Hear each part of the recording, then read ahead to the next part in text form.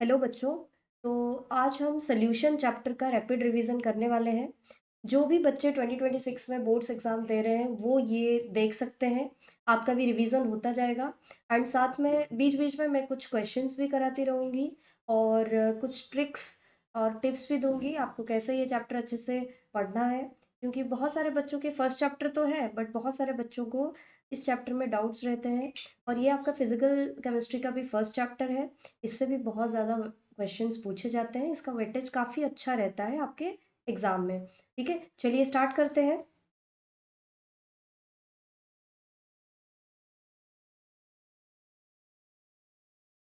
Okay, तो जो आपका सोल्यूशन है, सोल्यूशन एक होमोजीनियस मिक्सचर है। सोल्यूशन जो है ये आपका होमोजीनियस मिक्सचर होता है। तो मिक्सचर जो है आपको पता होगा कि हेट्रोजीनियस होता है एंड होमोजीनियस होता है। हेट्रोजीनियस के अंदर जो आपका सोल्यूट और सॉल्वेंट का कंपोजिशन रहता है वो यूनिफॉर्म नहीं रहता है। But in case of homogeneous mixture उस पे सल्यूट और सोल्यूशन का जो आपका सल्यूट और सॉल्वेंट का जो कंपोनेंट्स का जो भी मिक्सचर्स का मतलब वो कंपोजिशन रहता है वो क्या रहता है, यूनिफॉर्म रहता है। तो होमो मीन्स आपको पता होगा कि क्या, सिमिलर है। ठीक है, सो सोल्यूशन का मतलब क्या है, आपका ये एक होमोजीनियस मिक्सचर है। इसका टू और टू से ज़्यादा सब्सटेंस का। अच्छा, हम लोग यहाँ पे बाइनरी सोल्यूशन ही पढ़ते हैं। ठीक है, तो बाइनरी सोल्यूशन में जैसे कि एग्जांपल आपका क्या हो गया, जैसे सॉल्ट सोल्यूशन है। ठीक है, सॉल्ट सोल्यूशन है। या फिर आप एग्जांपल ले सकते हैं शुगर सोल्यूशन की, है ना। तो अगर आपने पानी में सॉल्ट को डाला तो ये कंप्लीटली क्या हो जाता है, डिसॉल्व हो जाता है। आप पता नहीं कर पाते हैं कि आपका सॉल्ट कहाँ है ना। या फिर शुगर अगर डाल दिए तो आप बता नहीं पाएंगे कि शुगर कहाँ चला गया, है ना। तो यहाँ पे हम बाइनरी चीज की बात करते हैं। बाइनरी मतलब जिसपे कि एक क्या होता है, आपका सॉल्वेंट होता है, एक आपका होता है सल्यूट होता है। अच्छा, सॉल्वेंट और सल्यूट को कैसे पहचानेंगे। सॉल्वेंट वो कंपोनेंट होता है जो आपका लार्जर अमाउंट में प्रेजेंट रहता है एंड सल्यूट वो कंपोनेंट होता है जो आपका स्मॉलर अमाउंट में प्रेजेंट होता है। ठीक है, यहाँ पे कुछ ऐसे अम,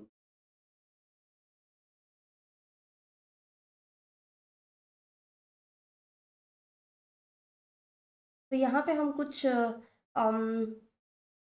इंपॉर्टेंट फॉर्मूला को कवर अप कर लेते हैं। तो first is your mass percentage, जिसको कि W/W परसेंटेज भी बोलते हैं। तो W/W परसेंटेज को किसका देख रहे हैं, सल्यूट का। क्या होगा, मास of solute divided by mass of solution into 100, तो आपको मास परसेंटेज मिल जाएगा। वैसे ही एक होता है W/में V परसेंटेज, मतलब V मतलब आपका वॉल्यूम है। सो मास ऑफ सोल्यूट अपॉन में टोटल वॉल्यूम ऑफ सोल्यूशन, ये किस पे रहना चाहिए, ml में रहना चाहिए इनटू 100। ठीक है, अच्छा, आपका जो मास परसेंटेज होता है इस पे वॉल्यूम नहीं है। तो ये जो आपका मास परसेंटेज होगा ये आपका अगर टेम्परेचर का इफेक्ट देखें तो there is no effect of temperature, no effect of temperature. ठीक है, लेकिन अगर आप वॉल्यूम के केस में देखेंगे तो हाँ, इसमें टोटल वॉल्यूम ऑफ सोल्यूशन रहता है। तो ये आपका, अगर आप टेम्परेचर चेंज करोगे, जस्ट अ सेकेंड, अगर आप टेम्परेचर चेंज करोगे, अगर आपने टेम्परेचर चेंज किया तो आपका ये चेंज होगा। सो इट,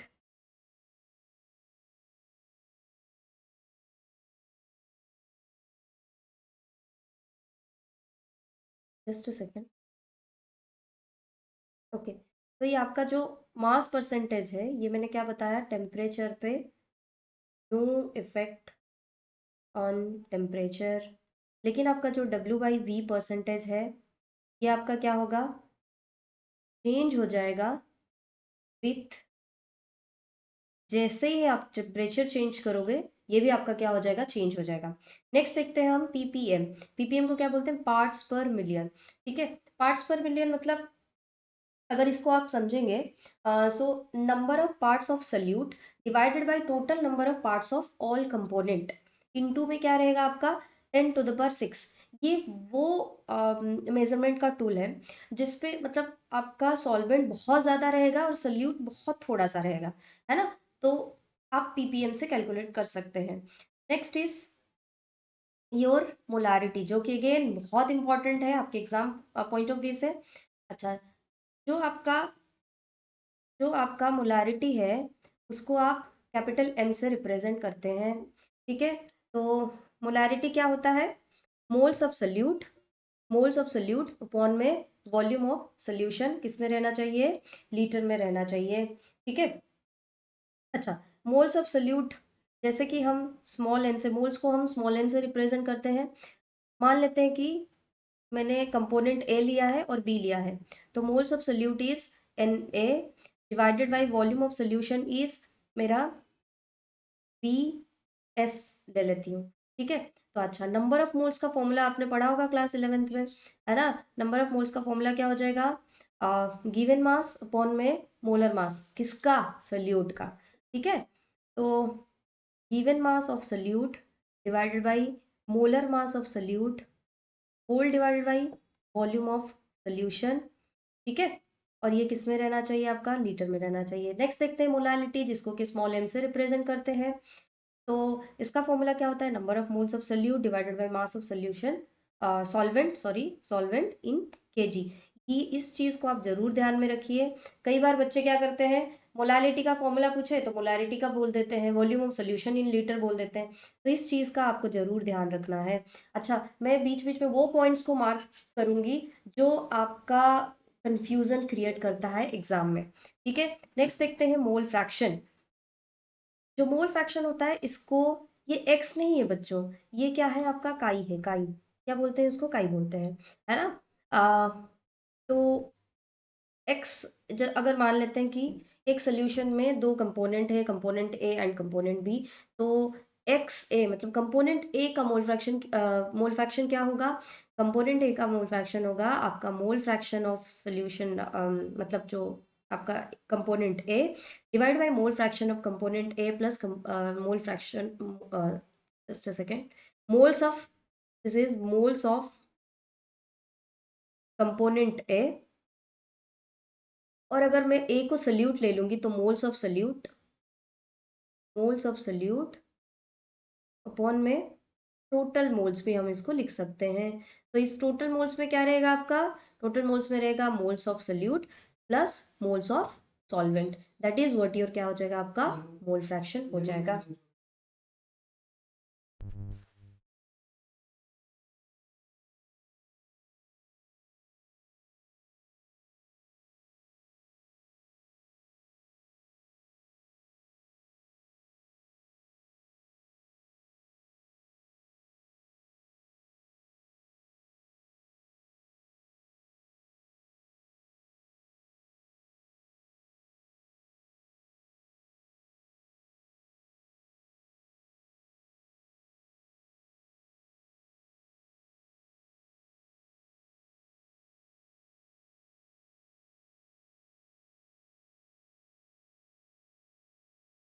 ठीक है, अगर हम टेम्परेचर का इफेक्ट देखें तो मोलारिटी आपका वॉल्यूम ऑफ सोल्यूशन पे डिपेंड करता है। तो हाँ, ये अगर आपने टेम्परेचर को चेंज किया, अगर आपने टेम्परेचर को चेंज किया तो आपका मोलारिटी चेंज हो सकता है। Molarity do not depends upon, आपका टेम्परेचर पर डिपेंड नहीं करता है। तो यहाँ पे मैं लिख लेती हूँ जो मोल फ्रैक्शन है, ये भी टेम्परेचर का कोई भी इफेक्ट नहीं है इस पे, ठीक है। अगर आप मोलालिटी देखेंगे तो इसका भी क्या है, नो इफेक्ट ऑन, बट ये टेम्परेचर चेंज होने में ये भी मोलारिटी भी चेंज हो सकता है, ठीक है। नेक्स्ट देखते हैं हम सॉलिबिलिटी। आई होप यहाँ तक आपको क्लियर हुआ। नेक्स्ट देखते हैं हम सॉलिबिलिटी। तो बच्चों सॉलिबिलिटी क्या है, जैसे कि यहाँ पे लिखा है, डेफिनेशन जो है, एक गिवन टेम्परेचर पे maximum amount of solute that can be dissolved in 100 ml of solvent to form a saturated solution।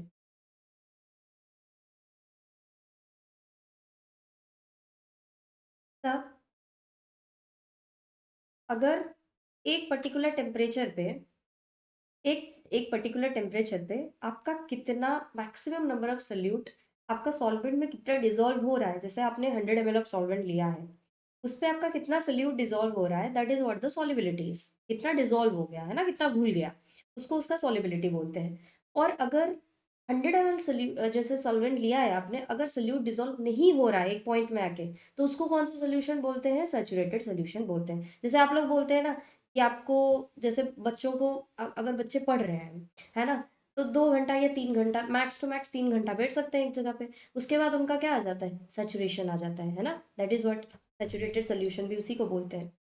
अच्छा, आप सबने तो सुना ही होगा, लाइक डिजोल्व्स लाइक, मतलब जो पोलर सोल्यूट होगा वो डिजोल्व होगा पोलर सॉल्वेंट में, एंड पोलर सोल्यूट जो है वो insoluble in non polar solvent में। ठीक है, अगर हम टेम्परेचर का इफेक्ट देखें, तो एक होता है आपका एक्सोथर्मिक प्रोसेस, एक होता है आपका एंडोथर्मिक प्रोसेस। एक्सोथर्मिक प्रोसेस क्या है, सॉल्युबिलिटी जो है आपका एक्सोथर्मिक प्रोसेस में सॉल्युबिलिटी डिक्रीज होता है, कब, जब आपने टेम्परेचर को इंक्रीज किया। जैसे कि मैं आपको एक बात बताती हूँ, आपको अगर बोला जाए कि अभी विंटर का टाइम है, आप लोगों को अगर बोला जाए कि विंटर है और ठंडे पानी से नहाओ, मुझे भी पता है कि बहुत कम लोग नहाते हैं ठंडे पानी में, है ना, आप पानी गर्म करोगे और नहाओगे। वैसे ही अगर गर्मी में आपको बोला जाए गर्म पानी में नहाओ, तो कितने जन नहाते हो, नहीं ना, ठंडे पानी से नहाते हो। तो ऐसा ही एक्सोथर्मिक प्रोसेस है आपका। अगर हम एंडोथर्मिक प्रोसेस को देखेंगे, तो इस पे क्या होगा कि आपका जो सॉल्युबिलिटी है ये इंक्रीज करता है अगर आपने टेम्परेचर को इंक्रीज किया तो। ठीक है, आई होप यहाँ तक आपको क्लियर है चीज़ें। नेक्स्ट देखते हैं हेनरीज लॉ। तो इसी सॉल्युबिलिटी पे आपका क्या है, जो हेनरीज लॉ है, बेसिकली ये हेनरीज लॉ जो है, तब जो एक साइंटिस्ट थे हेनरीज ने, उन्होंने क्या बताया था, solubility solubility of gas in liquid. मतलब जैसे कि आप लोग सब कोल्ड ड्रिंक्स पीते हैं, तो कोल्ड ड्रिंक्स का जैसे वो ढक्कन जैसे ही हटाओगे, एक साउंड होता है ना, तो वो क्या है, प्रेशर ज़्यादा था, तो गैस, जो कार्बन डाइऑक्साइड गैस था, उस लिक्विड के अंदर एकदम घुल गया था अच्छे। जब ज़्यादा प्रेशर था तब घुल गया था, राइट। तो हेनरीज ने क्या कहा था कि the partial pressure of a gas is proportional to और directly proportional to its mole fraction. मतलब P is directly proportional to the mole fraction of क्या है, solute. P is the partial pressure, and जो x भी है that is mole fraction of that of a gas, मतलब mole fraction of solute. And अगर proportionality sign आपको हटाना है, तो you need to multiply with है कांस्टेंट, दैट इज कौन सा constant, Henrys constant, which is क्या है, के एच है। ठीक है, ओके,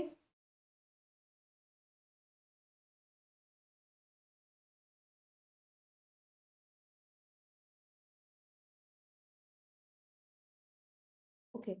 तो आपका जो सॉलिबिलिटी ऑफ गैस है, सॉलिबिलिटी ऑफ गैस जो है वो इंक्रीज करेगा कब, जब आप क्या करते हो, प्रेशर को इंक्रीज करते हो, राइट।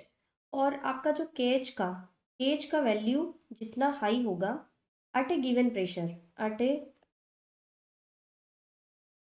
गिवन प्रेशर, है ना, lower is the lower is the solubility of gas in liquid. समझ आया।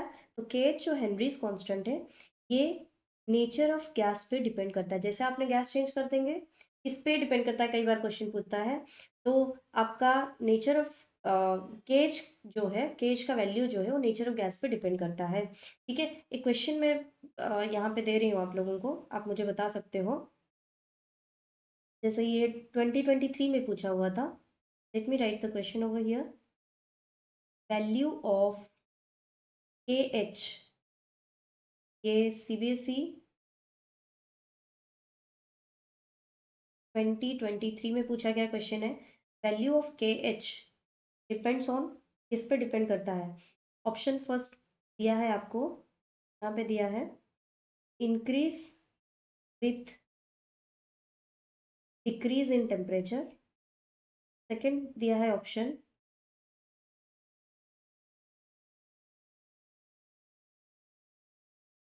एक सेकेंड।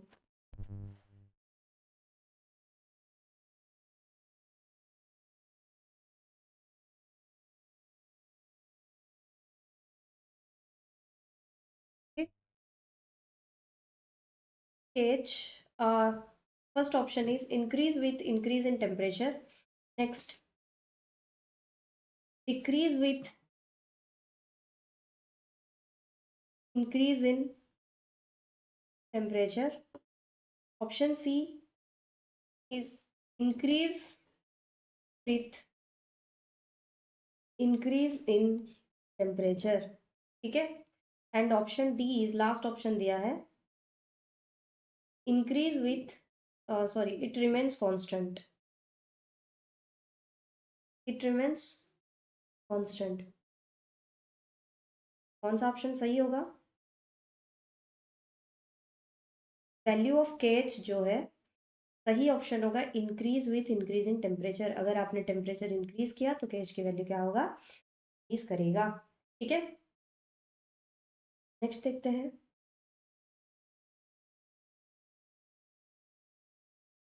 आई होप यहाँ तक आपको चीज़ें क्लियर है। यहाँ से भी क्वेश्चन पूछे जाते हैं हेनरीज लॉ से। नेक्स्ट देखते हैं Rawls law and ideal solution. ये भी आपका बहुत इंपॉर्टेंट टॉपिक है।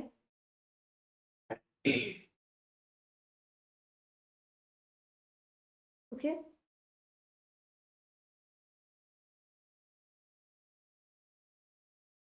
तो रॉल्स लॉ क्या बोलता है?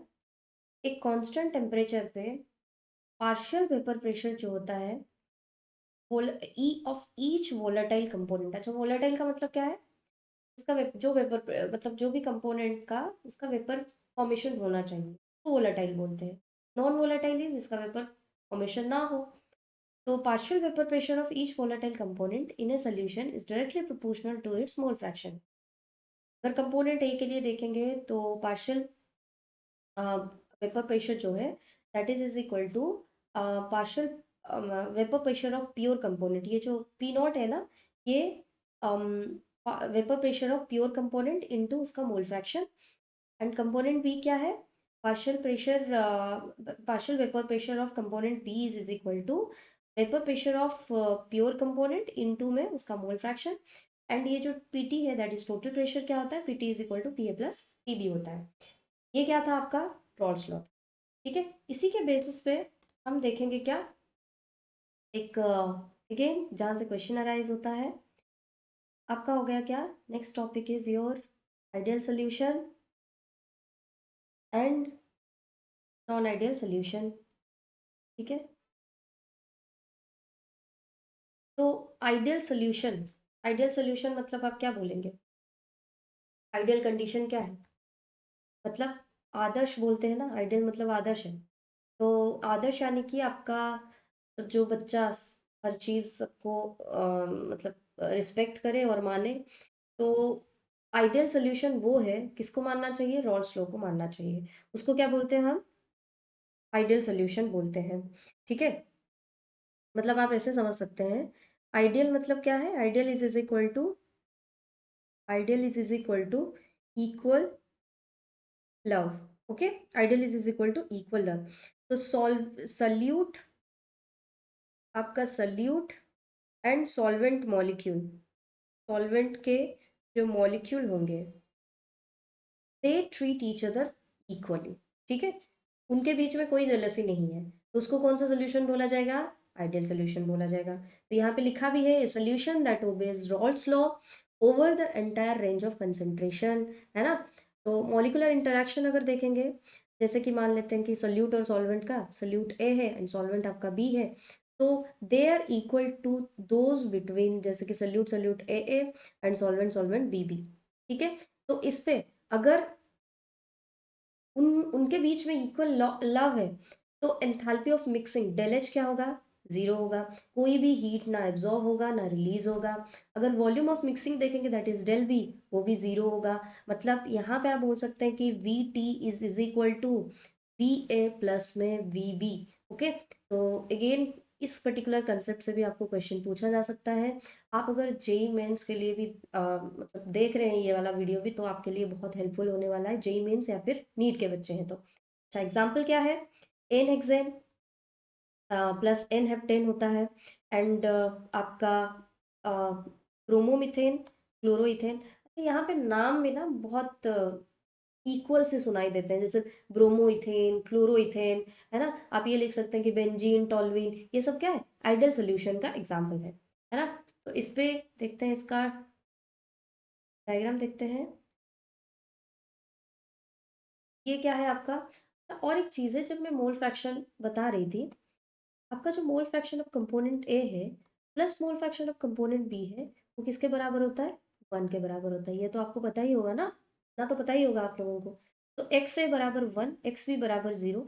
जिस इधर तरफ मूव करेंगे तो एक्स ए आपका क्या हो जाएगा, 0 हो जाएगा, एंड एक्स बी क्या हो जाएगा, 1 हो जाएगा। ठीक है।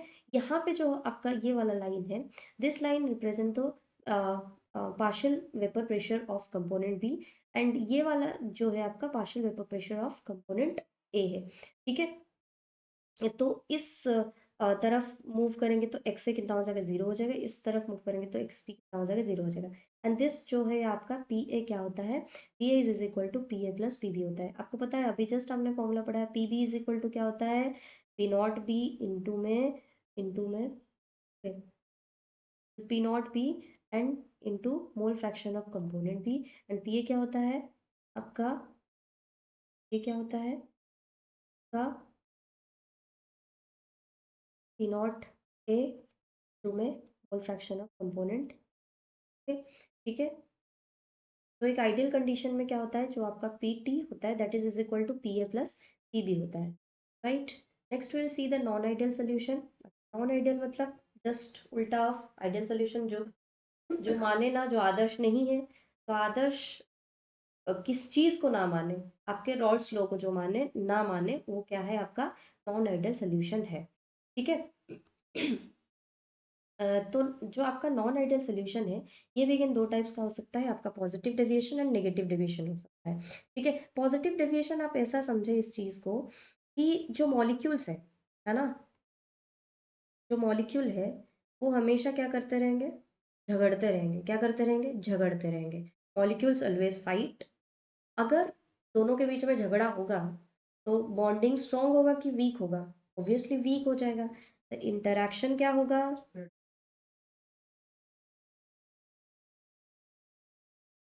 इंटरैक्शन क्या होगा,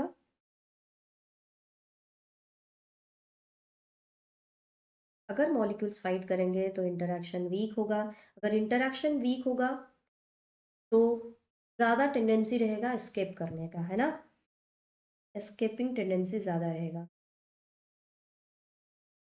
है ना, एस्केपिंग टेंडेंसी रहेगा। अगर ये होगा तो आपका वेपर प्रेशर क्या होगा, ज़्यादा रहेगा। अरे जा रहा है ना, जा रहा है तो वेपर प्रेशर भी क्या होगा, ज़्यादा हो जाएगा आपका। ठीक है।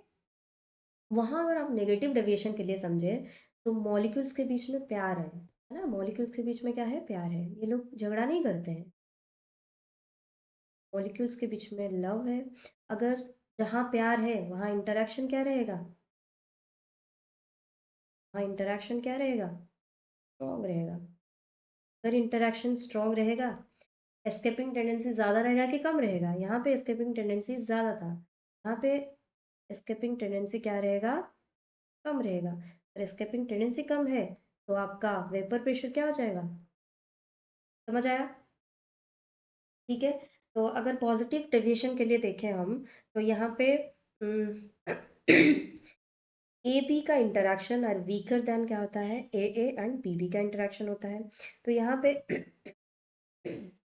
डेल वी मिक्स पॉजिटिव होगा, एंड अगर हम डेल एच मिक्सचर देखें, डेल एच के लिए देखें, तो that will be greater than zero है। ग्रेटर देन ज़ीरो है तो दिस विल बी एंडोथर्मिक होगा। क्या होगा, एंडोथर्मिक होगा जी, एंडोथर्मिक। एंड यहाँ पे डेल वी नेगेटिव है।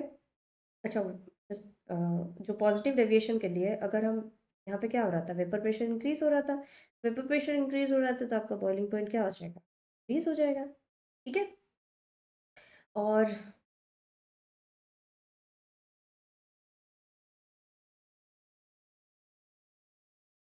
तो अगर आप पॉजिटिव डेविएशन के एग्जाम्पल को देखना चाहते हैं, तब क्योंकि यहाँ से भी ज़्यादातर क्वेश्चन पूछे जाते हैं एग्जाम्पल्स में, पॉजिटिव डेविएशन कौन शो करता है, नेगेटिव डेविएशन कौन शो करता है, आपका ethanol plus acetone.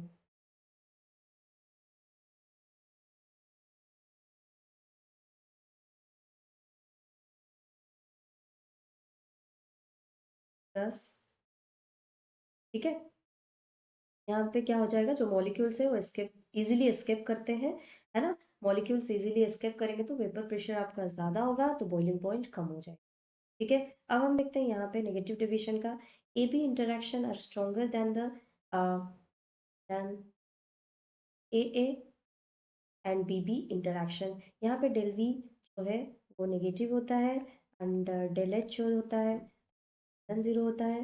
Less than zero है तो आपका क्या हो जाएगा, एक्सोथर्मिक रहेगा। ठीक है, एक्सोथर्मिक है, प्रोसेस एक्सोथर्मिक है। तो यहाँ पे मतलब नेगेटिव है मतलब उनके बीच में इंटरेक्शन बहुत स्ट्रॉन्ग है। इंटरेक्शन स्ट्रॉन्ग है तो एग्जांपल आप ले सकते हो HCl प्लस वाटर, है ना। तो यहाँ पे क्या होगा, हीट रिलीज होता है, राइट, हीट रिलीज होता है, एंड मॉलिक्यूल्स जो होते हैं वो टाइटली स्टिक होते हैं एक दूसरे को, तो इजीली एस्केप नहीं कर पाते। आई होप आपको याद रह गया, है ना। इसको याद रखने का तरीका आप ऐसे याद रखते हैं, मॉलिक्यूल्स फाइट करते हैं पॉजिटिव में, एंड मॉलिक्यूल्स के अंदर क्या है, लव है इन नेगेटिव डेविएशन। आई होप आज के बाद आप कभी नहीं भूलेंगे ये कंसेप्ट को, positive deviation and negative deviation. ठीक है, नेक्स्ट यही नॉन आइडियल सोल्यूशन का जो positive deviation and negative deviation उनके मिक्सचर से एक चीज बनता है, उसको एजियोट्रॉप्स बोला। ठीक है, तो constant boiling mixtures have same composition in vapors as liquid phase, and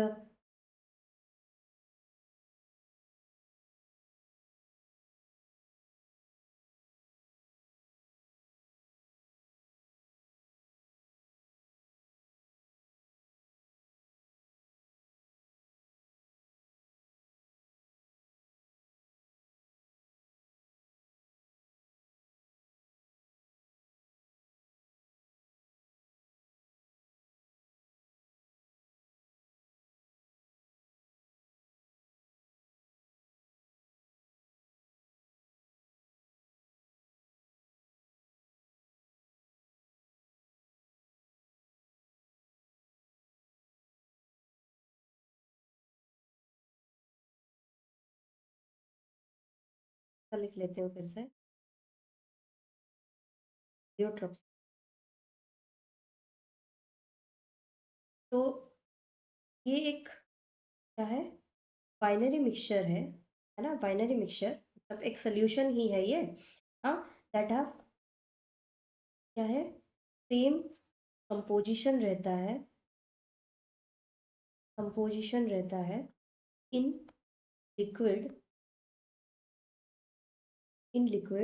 and जो लिखा है वेपर फेज में, राइट, हाँ, and and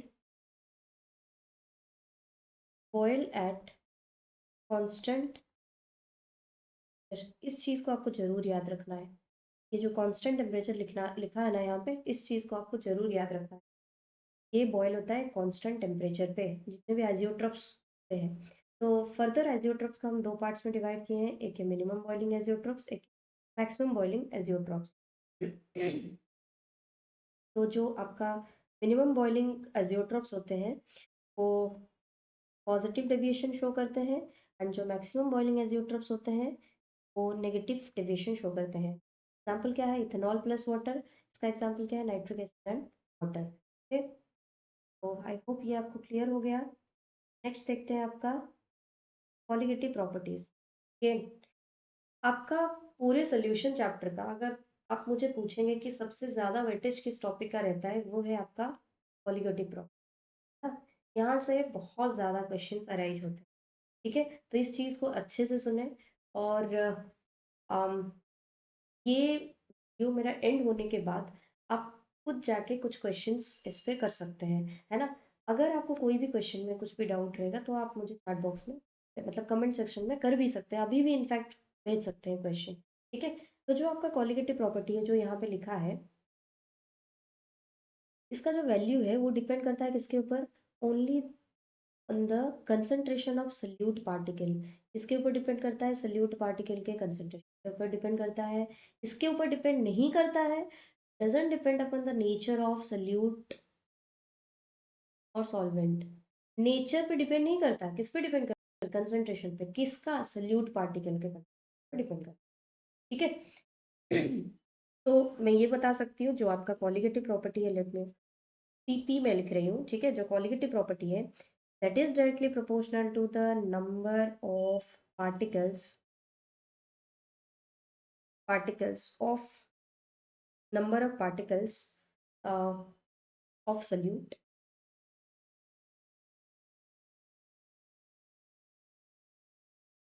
number of particles of,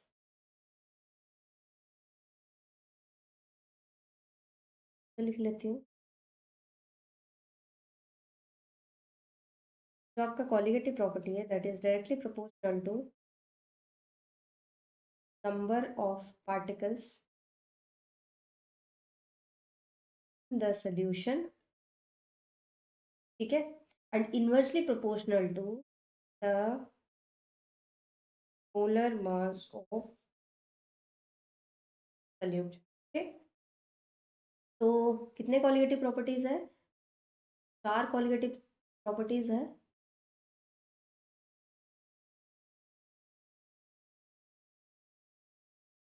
जो पहला कॉलिगेटिव प्रॉपर्टीज है that is relative lowering in vapour pressure. तो relative lowering in vapour pressure क्या लिखा है यहाँ पे? Relative lowering in vapour pressure of अन किसका? Ideal solution containing non volatile solute. Non volatile solute मतलब उस सल्यूट, वो सल्यूट है जिसका कि वेपर्स फॉर्मेशन ना हो, is equal to the mole fraction of solute which is xb at a given temperature। okay, अच्छा, अगर मैं इसको लिखूं कि P not a minus P not S. P not a मतलब वो जो भी सल्यूट है उसका, उस कंपोनेंट का प्योर वेपर प्रेशर। तो कंपोनेंट का प्योर वेपर प्रेशर जो होता है वो सॉल्यूशन के वेपर प्रेशर से ज़्यादा होता है। तो P not a minus P S जो है इतना, इसको सिर्फ बोलेंगे लोअरिंग इन वेपर प्रेशर, ना कि ये relative lowering in vapour pressure है। तो अगर मैंने सिर्फ इतना लिखा ना तो ये कॉलिगेटिव प्रॉपर्टी नहीं कहलाएगा। ये सिर्फ और सिर्फ क्या है? आपका लोअरिंग इन वेपर प्रेशर है। ठीक है, ओके। अगर इस चीज़ को अगर मैं कंपेयर करूँ, जो कि मैं यहाँ पे लिखी हूँ, इस चीज़ को अगर मैं कंपेयर करूँ किसके साथ? प्योर वेपर प्रेशर के साथ अगर कंपेयर करूँ, that will be equal to the, किसके इक्वल होगा ये? एक्स बी के इक्वल होगा, या फिर मोल फ्रैक्शन ऑफ सल्यूट के बराबर होगा। ठीक है, फर्दर हम इसको ऐसे लिख सकते हैं एक्स बी की जगह पे, एक्स बी हमें पता है, तो कंपोनेंट एन बी अपॉन में N A plus N B. Further हम इसको और क्या लिख सकते हैं? अगर अगर मेरा जो एन बी है, अगर ये बहुत कम रहा, मतलब अगर मेरा सोल्यूशन कैसा रहा? डाइल्यूट रहा। ये क्या है? अगर मेरा सोल्यूशन डाइल्यूट है, ठीक है, अगर मेरा सोल्यूशन कैसा है? डाइल्यूट सोल्यूशन है, उस केस में आपका N B is less than बहुत छोटा अगर है, मतलब ये जो आपका एन बी है बहुत कम है, किस कंपैरिजन से? आपका सॉल्वेंट के कंपैरिजन से। मतलब ये आपका जो मोल्स ऑफ सल्यूट है ये बहुत कम है, किसके कंपैरिजन से? मोल्स ऑफ सॉल्वेंट से। तो आप इसको नेग्लेक्ट कर सकते हैं। तो आपका फर्दर आप इसको, ये जो फॉर्मूला है आपका, अगर डाइल्यूट सोल्यूशन हुआ तो इसके जगह पे आप क्या लिख सकते हैं? N B divide by N A लिख सकते हैं, राइट। फर्दर आप इसको और भी क्या लिख सकते हैं? जैसे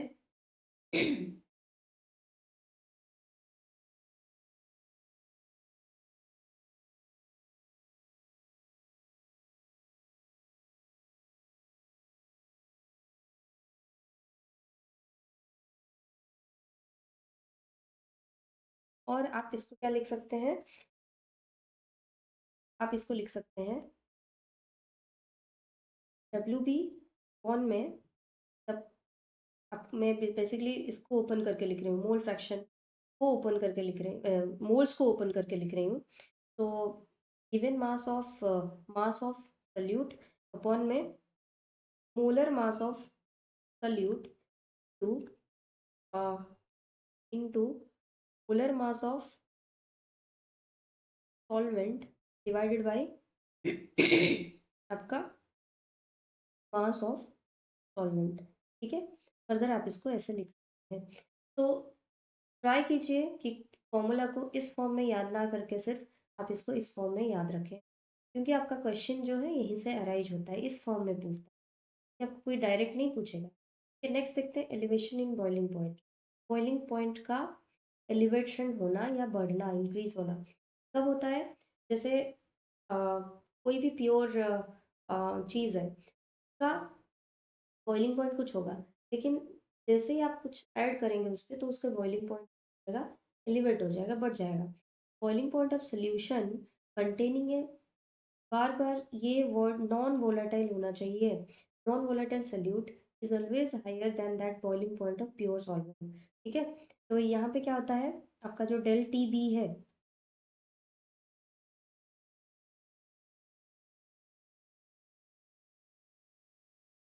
जो डेल टी बी है, डेल टी बी को, del T B is directly proportional to M. M मतलब ये आपका है molality,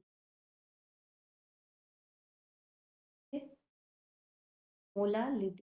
and del T B is equal to K B into M. K B क्या है, इसको बोलते हैं मोलर एलिवेशन कांस्टेंट और ebullioscopic constant. Unit of K B क्या है, के बी का यूनिट इज केल्विन के जी पर मोल है। ठीक है, फर्दर जो एलिवेशन का इन बॉइलिंग पॉइंट है, that is del T is equal to, del T B is equal to T B minus naught B है, आप याद रख सकते हैं। ओके, तो जो वैल्यू है केबी का किस पे डिपेंड करता है, नेचर ऑफ सॉल्वेंट पे डिपेंड करता है। नेक्स्ट देखते हैं हम डिप्रेशन इन फ्रीजिंग पॉइंट। तो freezing point of solution containing a non-volatile solute is always lower than that freezing point of pure solvent। तो अगर आप पानी में सॉल्ट ऐड करने के बाद उसका जो फ्रीजिंग पॉइंट होता है वो क्या होता है, लोअर होता है। ठीक है, तो जो डेल टी एफ है is directly proportional to m, again the molality।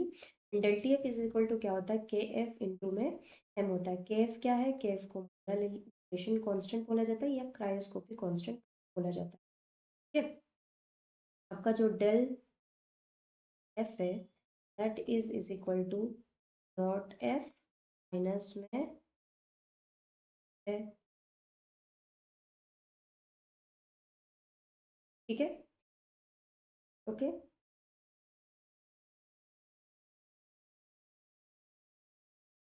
Okay. KF, अच्छा, next is your last quality property is your osmotic pressure। तो आप लोगों ने क्लास नाइन्थ के अंदर भी पढ़ा होगा ऑस्मोसिस क्या है। ऑस्मोसिस क्या होता है, आप बचपन से पढ़ते आ रहे हैं ऑस्मोसिस, ऑस्मोसिस के बारे में। ऑस्मोसिस क्या है, what is osmosis,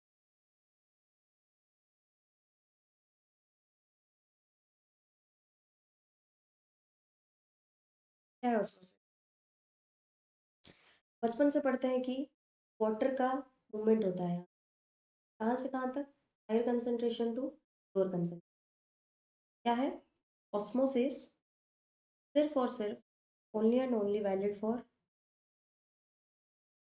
solvent, only solvent move करता है। यहाँ पे कौन मूव करता है, सॉल्वेंट मूव करता है। सॉल्वेंट हम कैसे किसको लेते हैं, वाटर को लेते हैं। ठीक है, तो आप ऐसे याद रख सकते हैं कि जो वाटर है, वाटर है that always always always ceases sugar.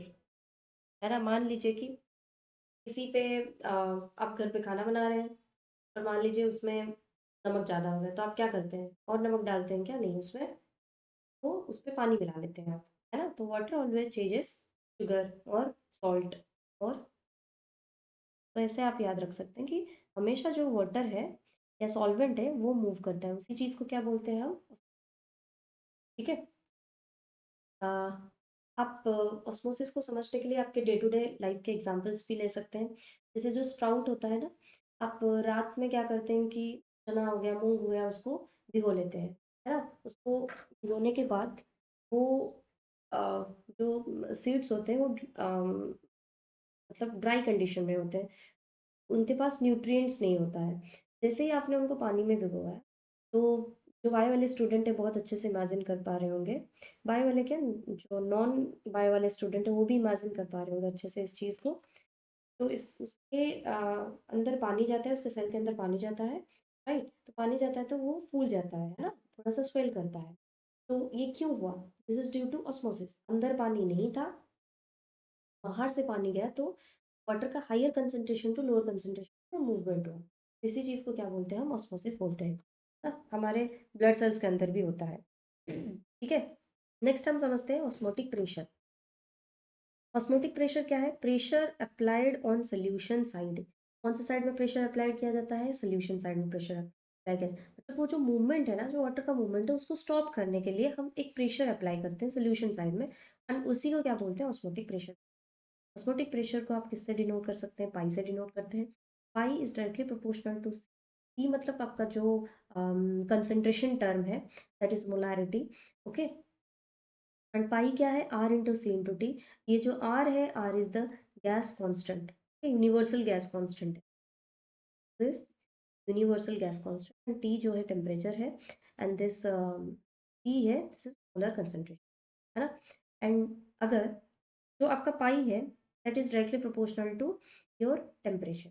ठीक। तो जिस भी कोई भी मतलब अगर हम अलग अलग सोल्यूशन कंसिडर करेंगे, एंड वहाँ पे अगर आपका osmotic pressure of solution A is equal to osmotic pressure of B अगर इक्वल हुआ, तो ए एंड बी कैसे होंगे? आइसोटोनिक सोल्यूशन होंगे।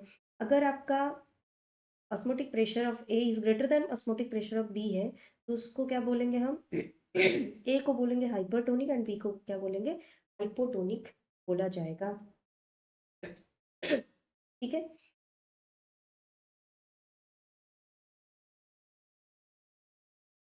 ये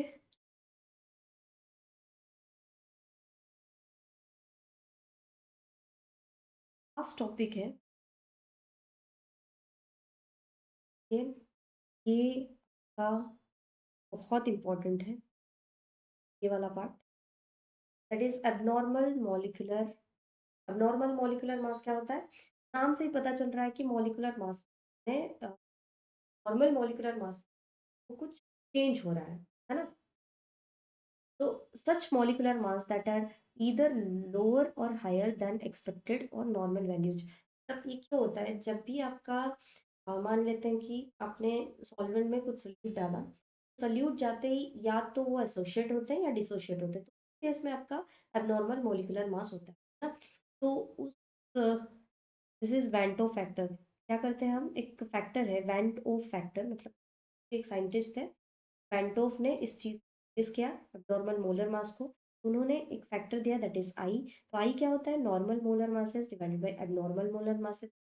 आई का डिफरेंट फॉर्मूला होता है। Normal molar mass N M upon में O M, abnormal molar mass O से भी रिप्रेजेंट कर सकते हैं एबनॉर्मल, है ना। तो आई का आई आप सिर्फ मोलर मास से फाइंड नहीं कर सकते। आई आप आई का फाइंड करने का बेसिकली तीन फॉर्मूला है। एक तो मोलर मास से कर सकते हैं, एक हो गया आपका total number of moles of total number of moles particle, total number of particle after association और dissociation divided by moles of total number of moles of particle before association and dissociation. और आप कैसे देख सकते हैं? Observed value of colligative property divided by calculated value of colligative property. इससे भी आप चेक कर सकते हैं, मतलब एक कॉलिगेटिव प्रॉपर्टी से देख सकते हैं, एक एसोसिएशन डिसोसिएशन से देख सकते हैं आई, एंड एक मोलर मास से देख सकते हैं। ठीक है। तो यहाँ से दो चीज़ आया, एक डिसोसिएशन, एक है एसोसिएशन। इफ इफ जो आपका आई है, अगर अगर आपका आई जो है that is greater then one है, अगर आपका आई ग्रेटर देन वन है, देन जो सल्यूट है, सल्यूट क्या हुआ है, उसका डिसोसिएशन हुआ है। अगर आपका आई लेस देन वन है तो आपका आपका जो सल्यूट है अंडरगोस डिसोसिएशन एंड एसोसिएशन। ठीक, अगर आई इक्वल टू वन है तो ना एसोसिएशन हुआ है ना डिसोसिएशन हुआ है।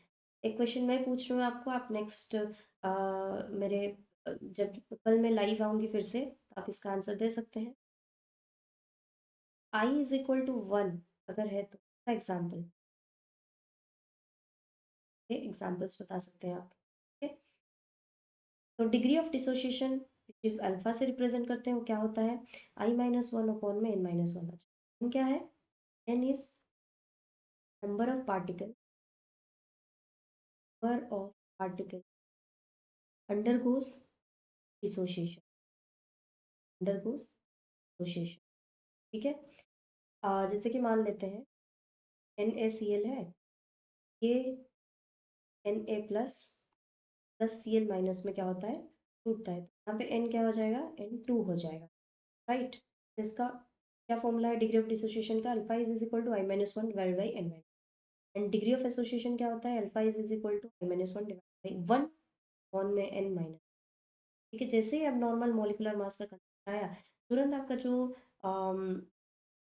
कॉलिगेटिव प्रॉपर्टीज है उसमें आपको कुछ नहीं करना है, relative lowering in vapour pressure is equal to I into C, and elevation in boiling point is equal to del TB is equal to I into KB into M, del TF is equal to I into KF into, and your osmotic pressure at pi is equal to I into C।